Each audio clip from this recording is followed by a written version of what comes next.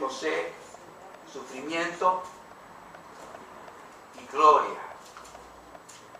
Dice así la palabra del Señor en el capítulo 45, de versículos 1 al 15. Vamos a, en primer lugar, a ver, hay dos grandes principios en esta palabra que quiero compartir en esta mañana con ustedes. Hablar del sufrimiento de José y hablar de la gloria de José, y ver cómo de ambos momentos de la vida de José nosotros podemos sacar principios y verdades espirituales y formas de vivir, de conducirnos y de reaccionar tanto frente a los sufrimientos en la vida que tenemos, como también frente a las victorias y los momentos de gloria, por así llamarlo, que nos toca vivir o que podemos vivir cada uno de nosotros. En primer lugar, quiero llamar su atención al momento del sufrimiento de la vida de José. Y para que podamos entender esto, vamos a leer los primeros versículos de este pasaje y ir así un poco más hacia atrás hasta el capítulo 37, donde se originan los sufrimientos de José. Capítulo 45, versículos 1 hasta el 3. No podía ya José contenerse delante de todos los que estaban al lado suyo y clamó: haced salir de mi presencia a todos. Y no quedó nadie con él al darse a conocer José a sus hermanos. Entonces se dio a llorar a gritos, y oyeron los egipcios, y oyó también la casa de Faraón.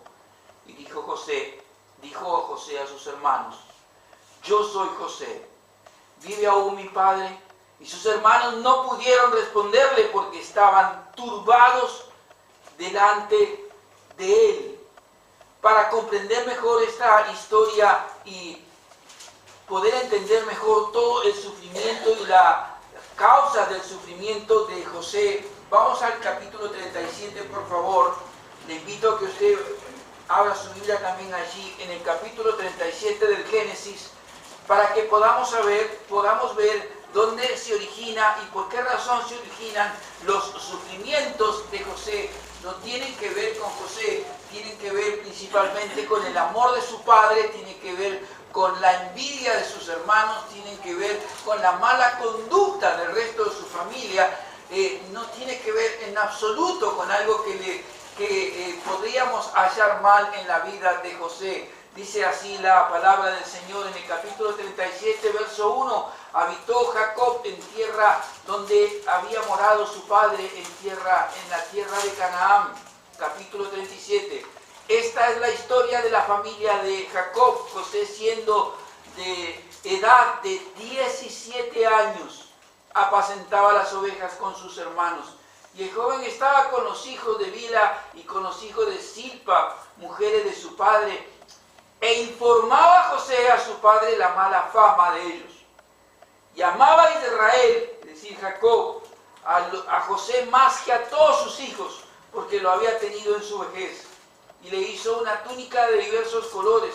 Y viendo sus hermanos que su padre lo amaba más que a todos sus hermanos, le aborrecían y no podían hablarle pacíficamente. Y soñó José un sueño y lo contó a sus hermanos, y ellos llegaron a aborrecerle más todavía. Y él les dijo: oíd ahora este sueño que he soñado. Aquí que atábamos manojos en medio del campo, y aquí que mi manojo se levantaba y estaba derecho, y que vuestros manojos estaban alrededor y se inclinaban al mío. Y le respondieron sus hermanos: ¿reinarás tú sobre nosotros? ¿Señorearás sobre nosotros? Y le aborrecieron aún más a causa de sus sueños y sus palabras. Soñó aún otro sueño y lo contó a sus hermanos, diciendo: he aquí que he soñado otro sueño, he aquí que el sol y la luna y 11 estrellas se inclinaban a mí. Y lo contó a su padre y a sus hermanos. Y su padre le reprendió y le dijo: ¿qué sueño es este que soñaste? ¿Acaso vendremos yo y tu madre y tus hermanos a postrarnos en tierra ante ti? Y sus hermanos le tenían envidia, mas su padre meditaba en esto. La razón por la cual se originan los sufrimientos de José, no están en la mala conducta de José, de la vida de José, sino está en el gran amor de su padre que tuvo por José, porque le había tenido en su vejez. Está en la coherencia o en la buena actitud que tenía José de contar a su padre la mala fama de sus hermanos. Para algunos puede ser cuestionable esto, pero no está nada mal lo que él estaba haciendo, cuidando el honor y el respeto de la familia. De modo que este sufrimiento de José no se origina en una mala actitud de José, sino en el gran amor de su padre, que es envidiado por sus hermanos. En el informe que José le envía a su padre de la mala conducta de sus hermanos, el aborrecimiento que los hermanos tienen de José porque él sueña, inocente, ingenuamente, con 17 años, él va a contar el sueño, un sueño que vino de Dios, de algo que ocurriría muchos años después, en donde se inclinarían sus hermanos a él. Él no entiende el sueño, pero lo comparte con los demás, y esto va generando desde el amor de su padre, la envidia de sus hermanos, los sueños, la mala fama de sus hermanos, un aborrecimiento que va en aumento una y otra vez, hasta generar el caso en que ellos disponen juntos en determinado momento venderle. Algunos proponen matar a José de sus hermanos, y otros propusieron, bueno, mejor vendámoslo a una caravana de mercaderes que viajaba hacia Egipto, y lo vendieron como esclavo. Ni más ni menos que lo que hoy llamaríamos una trata de personas. Una trata de personas. Ya en el Antiguo Testamento tenemos este ejemplo de tomar a alguien y venderlo para que se haga con él lo que se le antoje a quien lo compra. Y esta caravana común en aquellos tiempos de mercaderes compra a José para venderlo nuevamente en Egipto. En Egipto conocemos la historia de José. También los sufrimientos comienzan.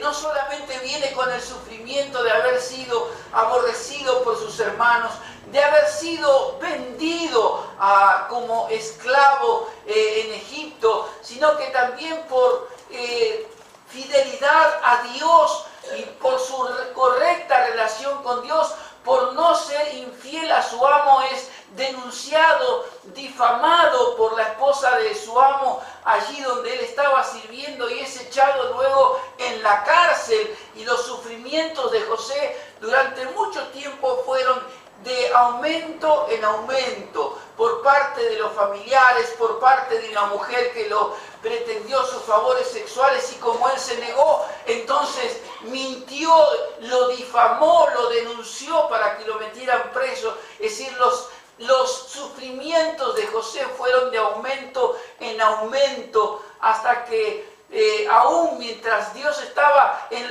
la gracia del Señor, Dios estaba con él, pudo comenzar a recomponer esa situación hasta llegar este momento en el cual queremos compartir en esta mañana este pasaje. Un momento en el que hay una gran hambre en la tierra, y en donde los hijos de Jacob van a Egipto para buscar comida, para buscar alimento, para no morir de hambre ni ellos ni su padre que ha quedado.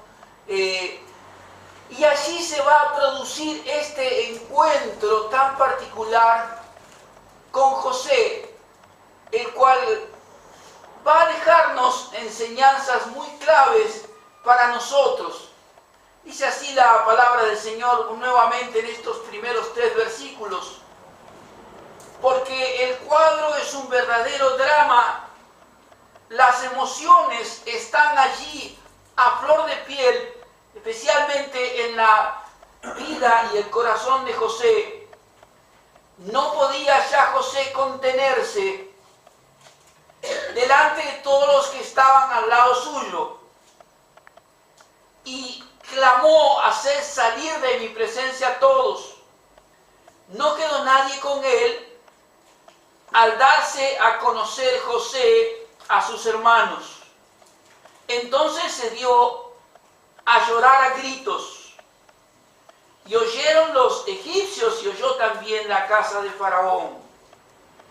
Y dijo José a sus hermanos: yo soy José, ¿vive aún mi padre? Y sus hermanos no pudieron responderle porque estaban turbados delante de él. Pasaron para este momento en el que José está delante de sus hermanos 22 años aproximadamente.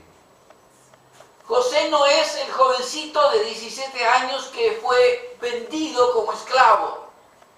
La gracia de Dios sobre él, a pesar del sufrimiento que tuvo que pasar durante muchos años, no solo por lo que hicieron sus hermanos, de venderlo como esclavo, no solo por la cárcel que tuvo que pasar a causa de la difamación y la mentira de esta mujer que buscó sus favores sexuales, y él, para no pecar contra su Dios, no accedió,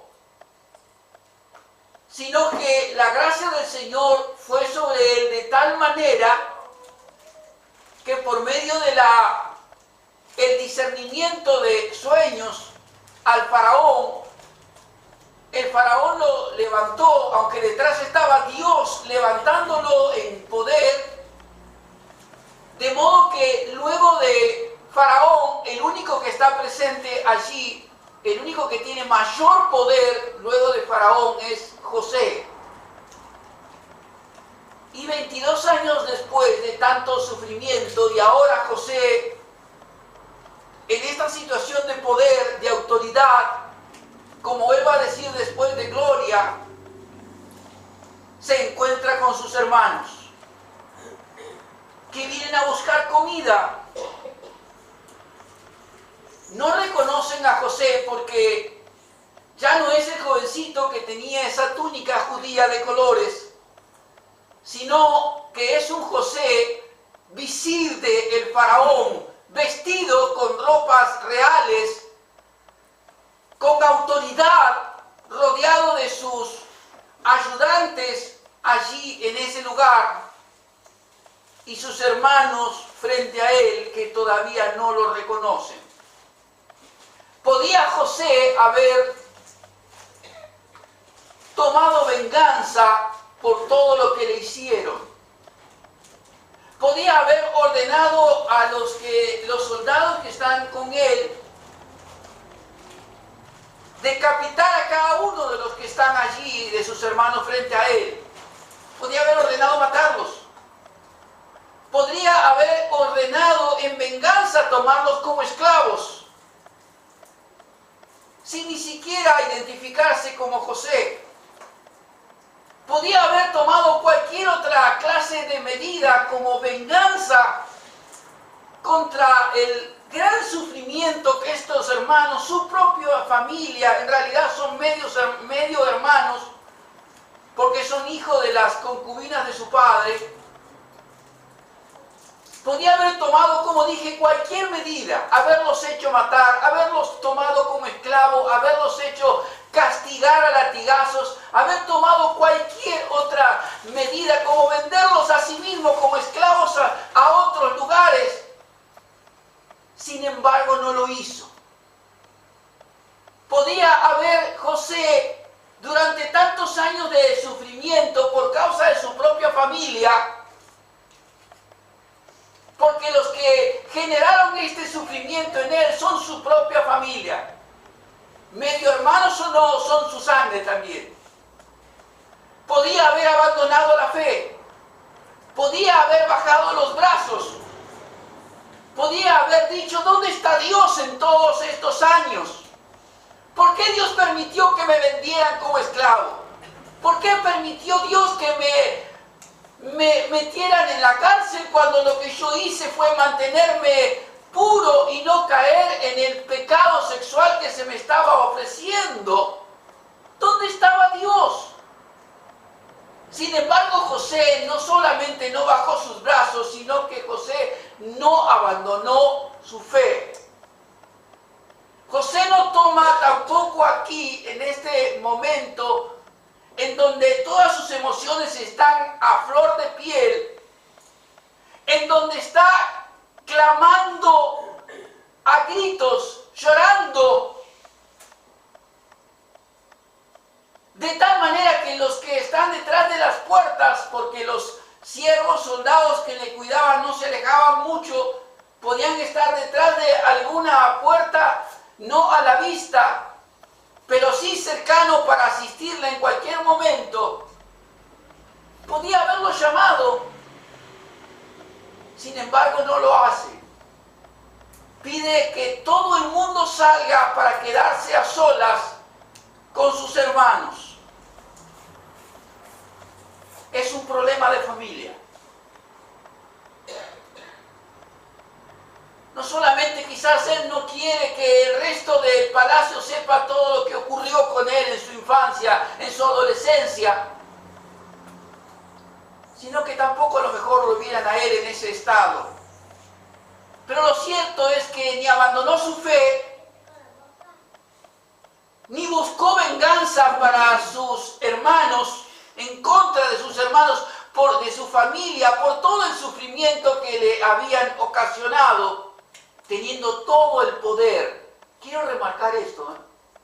No es una cuestión de sentimientos, que uno dice, si yo pudiera, entonces voy a vengarme de todo lo que me hicieron. Tiene todo el poder para hacerlo. Sin embargo, no lo hace. Podía haber enviado, como uno puede leer después, enviado de vuelta a ellos con las manos vacías. Arréglense como pueda, tienen hambre, busquen en otro lado. Sin embargo, el mismo principio del Nuevo Testamento, no pagues a nadie mal con el mal, sino paga el mal con bien. Amén. ¿Qué es lo que hace con él? Con sus hermanos. Llenarlos de alimentos y mandar a buscar a su padre. Fíjense que lo primero que hace José aquí no es poner por delante el daño que le hicieron, sino preguntar por el amor de su vida, su padre. Su primer pregunta no fue, ¿recuerdan ustedes lo que me hicieron? Sino que su primer pregunta fue, ¿vive aún mi padre? Y la pregunta vivir para el hebreo en aquellos años, en aquel momento, no es si estaba vivo físicamente, sino si estaba viviendo de una manera decorosa, si estaba viviendo como se debe. Cuando los padres o los hijos honran a los padres, si estaba viviendo como debía vivir su amado padre, aquel que lo amó más que a todos, porque fue el hijo de su vejez. Fue la primera pregunta. No el reproche por lo que le hicieron. Solamente después de haberse presentado, de llorar a gritos, expresando lo que siente,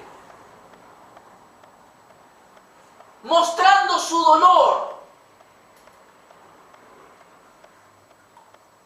Solamente después de esta escena tan tremenda del versículo 2, donde todos lo escucharon, él se presenta. Yo soy José. ¿Vive aún mi padre? Y sus hermanos no pudieron responderle porque estaban turbados delante de él. El dolor de José y el estupor,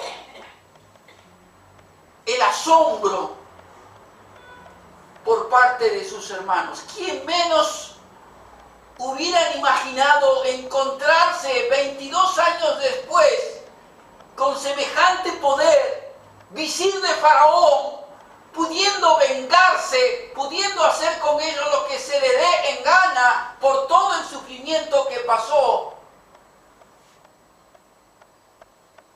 Ahora lo tienen delante. Pero la actitud de José no es ninguna de la que ellos esperaban. José sigue siendo a este momento, a pesar de todo su sufrimiento, de ser el visir de Faraón, un creyente en Dios. José no se venga de sus hermanos, pero sí expresa sus sentimientos de dolor con gran llanto. José no les paga todo el mal que le hicieron con mal, sino con bien, perdonándoles la vida, no actuando de la misma manera que actuaron ellos con él, proveyéndoles de alimento y enviando a buscar a su amado Padre para cuidar de él por los años que faltan de hambre en la tierra. ¿Qué dijo? Y en último lugar aquí, lo que José muestra también, como dije, no abandonó la fe, no actuó en venganza, expresó sus sentimientos y no pagó el mal con el mal, sino con el bien. José nos deja, por lo menos, el sufrimiento de José y su relación con Dios. Nos deja estas 4 grandes enseñanzas, en primer lugar, para nuestra propia vida, porque muchos de nosotros hemos sufrido, sufrimos y seguiremos quizás sufriendo el daño, el dolor que familiares nos producen. No me estoy refiriendo aquí al sufrimiento que nosotros mismos nos causamos por mala conducta. Entiéndame bien. No es el mal que nos buscamos, sino el mal que otros nos producen. El mal que personas que integraron la familia nos han producido. El mal que nunca pensábamos que podía haber venido hacia nuestra propia vida y de parte de quienes tendría que haber, jamás pensamos que iba a venir vino, propia sangre, la familia, los allegados. Nosotros no somos ni José ni los hermanos de José, pero cualquiera de los que estamos aquí, adultos ya, sabemos que esto forma parte de la vida. Forma parte de la vida familiar. Y lo que José nos enseña es a no actuar de manera equivocada. El sufrimiento, y especialmente el sufrimiento por parte de la familia, no es de razón para que abandonemos nuestra fe. Quiero repetírselo porque es una de las primeras causas que uno encuentra en personas que solo Dios sabe si continuarán en la fe o no, si fueron creyentes alguna vez o no, porque solo Dios sabe quiénes son los suyos, pero dejan las congregaciones, se alejan de la iglesia. ¿Por qué? Por el sufrimiento. José no bajó sus brazos ni abandonó su fe a pesar de que sus hermanos lo vendieron como esclavo, con una suerte de trata de personas, como decimos hoy, a pesar de la difamación y la cárcel que tuvo que sufrir. No bajó sus brazos y no bajó ni decayó su fe en Dios. siguió firme, solo, en un país extraño, en un imperio extraño, idólatra, como Egipto, y podríamos decir muchas más cosas. Sin embargo, José no abandonó su fe a pesar del sufrimiento.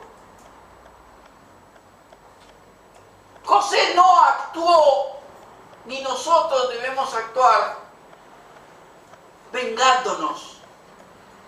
Porque lo que hoy sufrimos y estamos en debilidad, mañana estamos en poder y fuerza. Y usted sabe también como yo que la vida es así.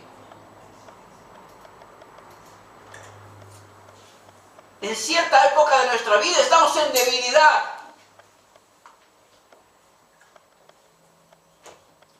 Pero después estamos en poder, en capacidad de ajustar cuentas, de cobrarnos por todo lo que nos hicieron. Sin embargo, lo que José les enseña es a no vengarnos. Voy al Nuevo Testamento. Mía es la venganza. Yo daré el pago. Algunos de ustedes han sufrido, y mucho, por actuar bien. Por actuar bien, como hermanos, como familia. ¿Qué pago recibieron? Sin embargo, José nos enseña a no vengarnos. A dejar que sea Dios quien, llegado el momento, ajuste las cuentas.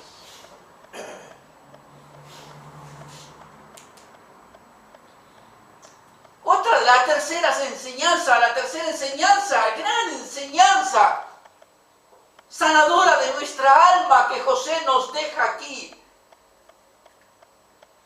es a llorar. José puede decir en un instante, mátenlos.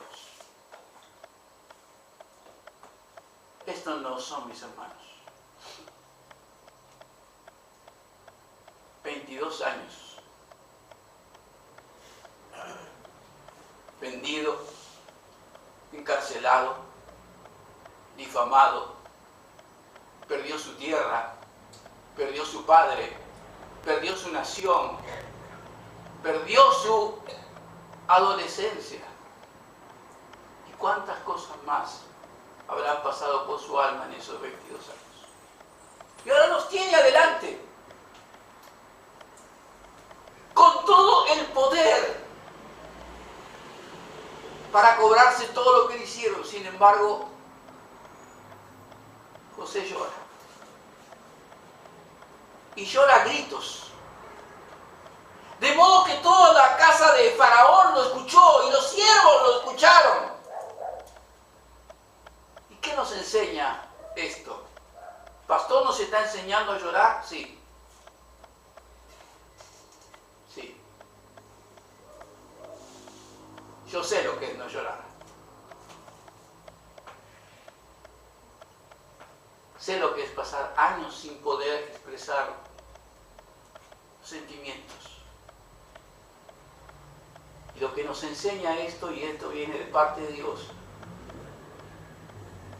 hay veces que uno tiene que llorar. No tiene que ver con ser creyente o no. Esa tontería que escuchamos. Usted anda en victoria siempre, usted no tiene por qué estar llorando. ¿Ah, no? ¿Qué dice la palabra? Jesús va a resucitar a Lázaro y antes de resucitarlo, ¿qué hace? El verso más corto del Nuevo Testamento. Llora. Clayo es la palabra en griego. ¿Y sabe qué significa? Que describe un llanto que surge de las entrañas, que audible, que todo el mundo lo escucha. Por las consecuencias, por lo que el pecado hace en el ser humano, como es la muerte.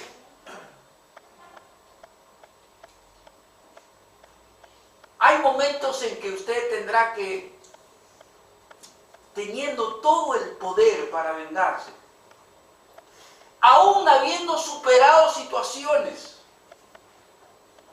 que el recuerdo de lo que le hicieron, permítase llorar. No tenga vergüenza. Busque hermanos espirituales. Busque momentos espirituales. Con ellos, abra su corazón, clame. Y llore lo que tenga ganas de llorar. No va a ser menos espiritual por llorar. Solamente que hay que aprender dónde llorar. ¿Con quién llorar? ¿A los pies de quién llorar? Es a los pies de Jesucristo. Como un pastor, uno de mis primeros pastores, me decía, hay que tomarse de las faldas, de la ropa espiritualmente hablando, de los pies de Jesucristo y aprender a llorar allí. No llore donde no deba. No llore con quien no deba. Cansado estoy de escuchar pastores más jóvenes que a veces me llaman, me dicen, abrí mi corazón con fulano y mire cómo me pagó. Pues se equivocó, hermano.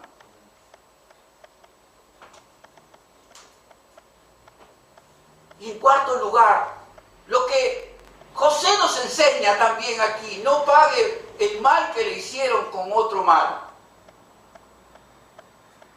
Páguele con bien. Y a veces el bien es no hablar más del asunto. ¿Me entiende? No hablar más del asunto. No estar constantemente recordando y hablando y hablando y hablando, murmurando para nosotros, para otros. No hablar más del asunto. Dejarlo en manos de Dios.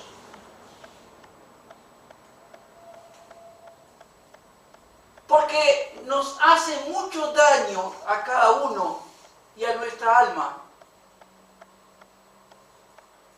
No es fácil. Pero volver una y otra vez siempre sobre lo mismo. Hay cosas que no se pueden arreglar. ¿Me entendió? Usted sabe tan bien como yo y cada uno de los que estamos aquí que hay cosas en nuestra vida que no podemos arreglar. No podemos volver atrás. No se puede evitar lo que otros nos hicieron, porque ya está hecho. Pero sí podemos sanarnos. Sí podemos buscar una mayor sanidad de Dios para nuestras heridas. En segundo lugar, aparte de las enseñanzas del sufrimiento que nos deja José, también nos deja enseñanza su gloria. Este momento de gloria que él está atravesando en la corte de Faraón. Versículo 4, entonces dijo José a sus hermanos, acercaos ahora a mí. Y ellos se acercaron.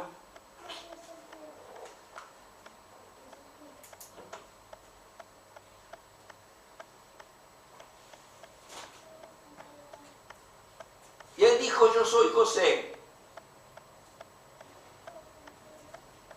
vuestro hermano, el que vendiste para Egipto. Ahora pues no os sentisteis ni os pese haberme vendido acá, porque para preservación de vida me envió delante de vosotros, pues ya ha habido 2 años de hambre en medio de la tierra, y aún quedan 5 años en los cuales ni habrá arada ni siega. Y Dios me envió delante de vosotros para preservaros posteridad sobre la tierra y para daros vida por medio de gran liberación. Así pues, no me enviasteis acá a vosotros, sino Dios, que me ha puesto por padre de Faraón, y por señor de toda su casa, y por gobernador en toda la tierra de Egipto. Daos prisa, id a mi padre, y decirle, así dice tu hijo José, Dios me ha puesto por señor de todo Egipto. Ven a mí, no te detengas.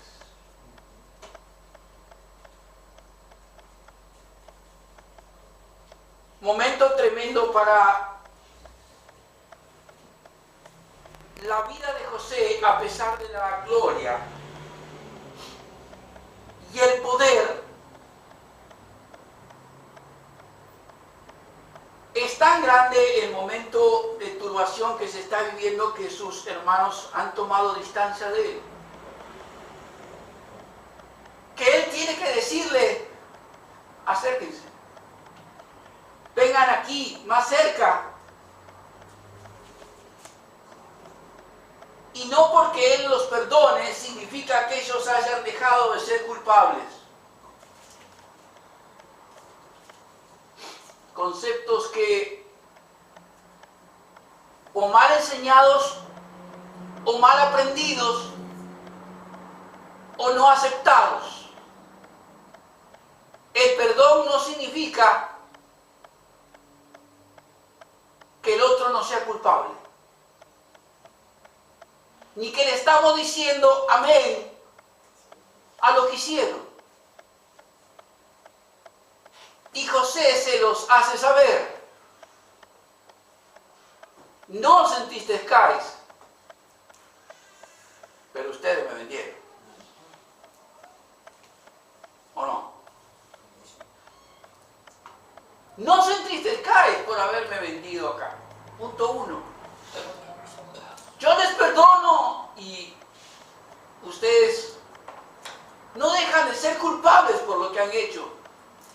Pero lo que José va a decir a través de algunas declaraciones es que detrás de su maldad, detrás de los hechos malos que ellos cometieron, Dios los usó para bien, no porque Dios dijo véndanlo, sino que en lo que conocemos como la providencia de Dios. Acuérdese de esta palabra. En la providencia de Dios, Dios usó algo malo para transformarlo en algo bueno. ¿Entiende? Y esto ocurre constantemente en nuestra vida. Que Dios utiliza las cosas muchas veces malas que nos ocurren o que nos hacen para transformarlo en algo bueno para nuestra vida, porque somos sus hijos.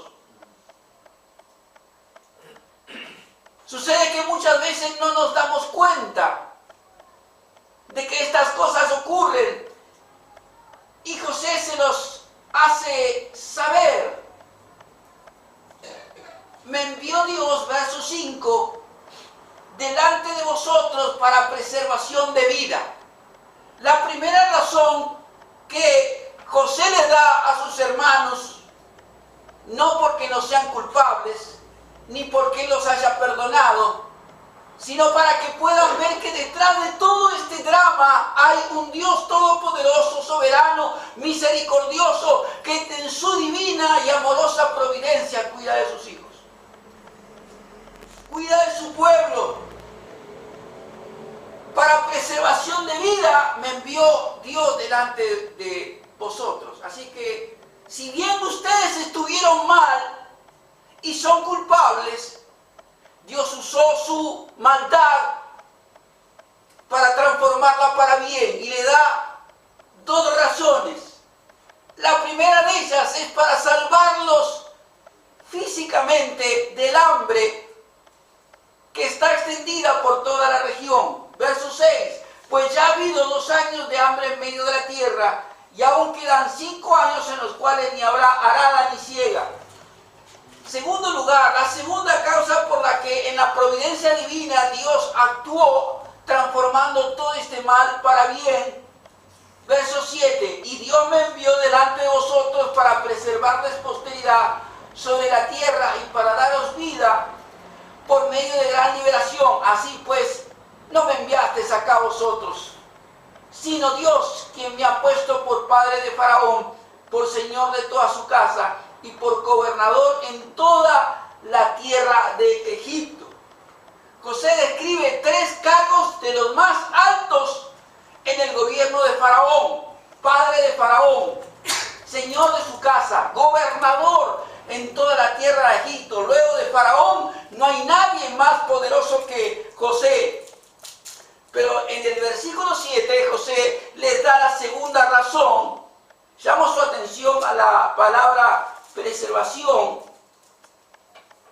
que en el hebreo tiene que ver no con preservar una posteridad en el sentido de la continuidad de una raza, como en este caso específicamente, o algún grupo de personas, sino a los portadores de la promesa. La preservación para la posteridad aquí es para quienes forman parte de su pueblo, de sus escogidos, los que son portadores de las promesas hechas para Abraham, Isaac y Jacob. Aquí tenemos los hijos de Jacob que van a dar lugar después a las 12 tribus de Israel.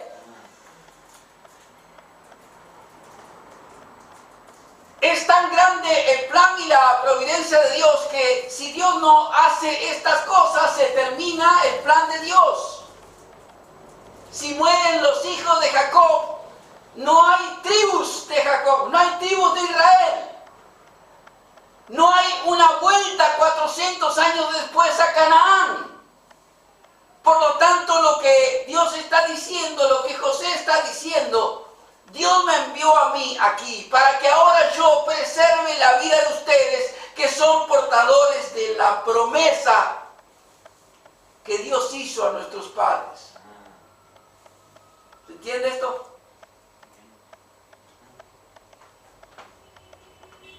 Es mucho más profundo de lo que ustedes entienden, está diciendo José. Pero esta es la razón por la cual todo esto ha ocurrido.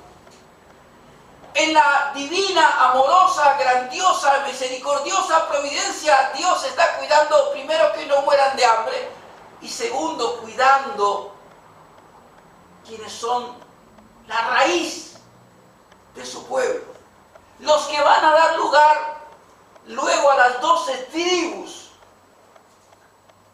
de Israel. Y Dios actúa para cuidarlo. Y voy otra vez al Nuevo Testamento. Cuando decimos que todas las cosas nos ayudan a bien, muchas veces no entendemos que cosas que ocurren, que ni siquiera sabemos, y que ocurren mal, y que otros actúan también allí, están en el plan de Dios. Y el plan de Dios se va a cumplir a pesar de cualquier actitud del hombre. No me gusta ese título para un evangelio que dice Dios tiene un plan para tu vida, y por más que uno dice algunas palabras y ya está. Pero sí es cierto que Dios tiene un plan para nuestra vida, ¿me entiendes? Y ese plan se va a cumplir, porque así como se cumplió en la vida del Señor Jesucristo, se va a cumplir en la nuestra, por más que nosotros no lo entendamos y otras personas no lo entiendan. Hechos capítulo 2, versículo 22, varones israelitas, oíd esta palabra: Jesús Nazareno, varón aprobado por Dios entre vosotros, con maravillas, prodigios, señales que Dios hizo entre vosotros por medio de él, como vosotros mismos sabéis. A este, entregado por el determinado consejo y anticipado conocimiento de Dios, prendisteis y mataste por manos de inicuos, crucificándole.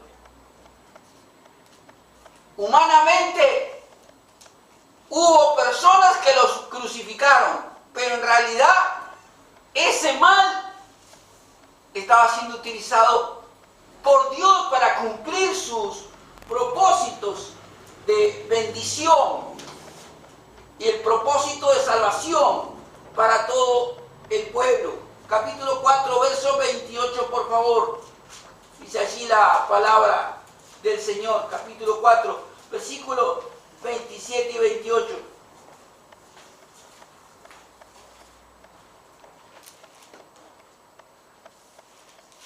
Porque verdaderamente se unieron en esta ciudad contra tu santo Hijo Jesús, a quien ungiste, Herodes, Poncio Pilato, con los gentiles y el pueblo de Israel, para hacer cuanto tu mano y tu consejo habían antes determinado que sucediera.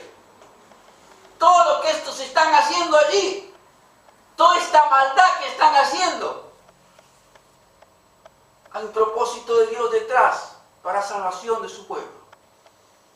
¿Por qué? Porque si Jesucristo no muere y no resucita de entre los muertos, no hay salvación. Último pasaje, capítulo 13, por favor, del libro de los Hechos. Capítulo 13, versículo 27 y 28. Porque los habitantes de Jerusalén y sus gobernantes, no conociendo a Jesús, ni las palabras de los profetas que se leen todos los días de reposo, fíjese lo que dice, las cumplieron al condenarle, y sin hallar en él causa digna de muerte, pidieron a Pilato que le matase. Hacen cosas malas, terribles, como es todo esto que estamos leyendo en este momento. Sin embargo, lo que están haciendo es cumpliendo un propósito de Dios para salvación de su pueblo. Porque si no hay muerte del Señor Jesucristo, si no hay resurrección de entre los muertos del Señor Jesucristo, no hay salvación. Pero lo que Jesús, tanto José como estos pasajes de Jesús nos enseñan es lo que llamamos la providencia de Dios, que utiliza actos, hechos, circunstancias absolutamente malas y las transforma para bien. Algunas cosas de estas aquí nos dejan grandes enseñanzas. Quiero culminar con esto para nosotros. Es muy difícil, tanto antes como ahora, poder ver que en medio del sufrimiento Dios está presente con nosotros. Quizás esto es una de las cosas que más cueste a cada creyente, a cada cristiano. En primer lugar, aceptar que como cristianos también sufrimos. Y en segundo lugar, que en el sufrimiento Dios está presente.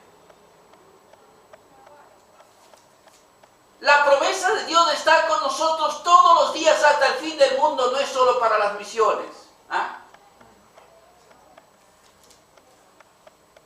ni para otros momentos que a usted le pueda ocurrir, sino también para los momentos de sufrimiento.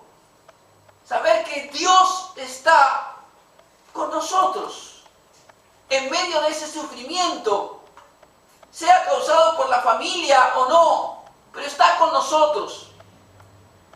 Y esto es algo que debemos aprender, no solamente a creerlo, sino también a vivirlo. Aprender que hechos que suceden hoy no los entendemos, pero que el transcurso del tiempo, como en la vida de José, un día miraremos atrás y veremos cómo Dios estuvo allí. Como Dios estuvo allí cuando usted pensaba que estaba sola o solo y que nadie le estaba ayudando. Esto es algo sumamente importante para nuestra vida.